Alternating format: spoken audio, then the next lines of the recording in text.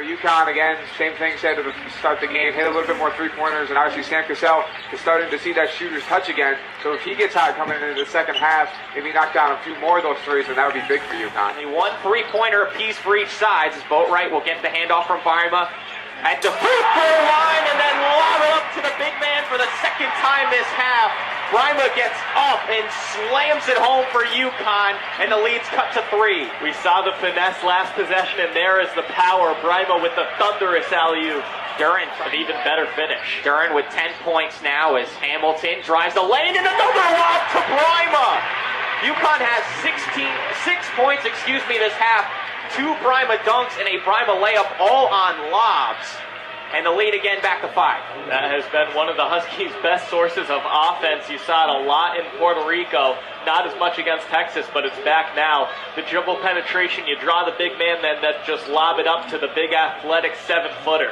What do you like so far this second half as opposed to what they were doing in the first half? They're doing a lot of just getting the ball to Brima the way it's easy to.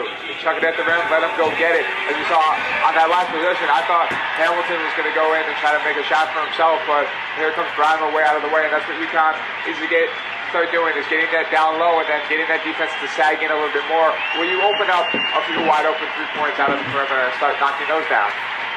And a couple times, guys, we've seen Avita go up for the block and then just miss, and then there's nothing there, and then the Huskies lose the rebound if Yale comes out with the ball. So that's something that the Huskies are going to have to look out for. And another mid-range shot, this one off the front rim, and the rebound goes to Boatwright. He's looking to push as he gets to the Samuel. Lob to Brima!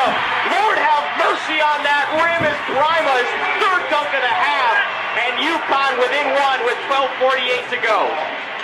Samuel probably could have taken that one himself, but when you have the 7-footer running the floor and waiting for it, why not reward the big man?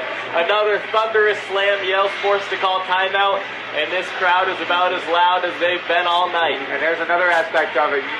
Samuel knew he could probably get the crowd involved if that were to happen, so Samuel makes it even a smarter play, get the crowd involved off that big dunk. Kicks it to Boatwright here in the corner as he'll drive baseline. Reverse layup for Boat is good for 2. And the lead again cut back down to 1. Boatwright at the top of the key will skip it over to Cassell in the corner. He'll try a 3. Buckets for Cassell as he's able to answer the Duran shot on the other end. And now with 7 minutes to play, again the lead is 1. That is a huge answer for the Huskies. And now a turnover by Duran in the backcourt. Boatwright goes up for 2 and lays it in. The first lead for UConn since it was 6-5, and now the Gamble crowd finally is on its feet. He's stripped from behind by Boatwright. The outlet pass to Hamilton with another tomahawk dunk. As we're all tied up at 40 now with 3:45 to play. A great hustle play by Boatwright to get that ball, and an even better outlet pass, lofting it over the Yale defense to a streaking Hamilton for the flush. Good job getting back as Duran now will drive. Hesitation on Nolan, and he'll be called for the charge as Phil stepped in front. That's his MO, his bread and butter, sliding in for those offensive fouls. A huge one there as Duran a little bit out of control on the baseline, and UConn fortunate to come away with the basketball. You need a bucket on this possession, whether that be, doesn't necessarily need to be a 3-pointer, but if you could get inside and maybe even get a foul call and try to extend this lead that way, yes, it does stop the clock and help Yale, but at least you're getting points on this possession. And UConn is not comfortable with these late 2-point leads,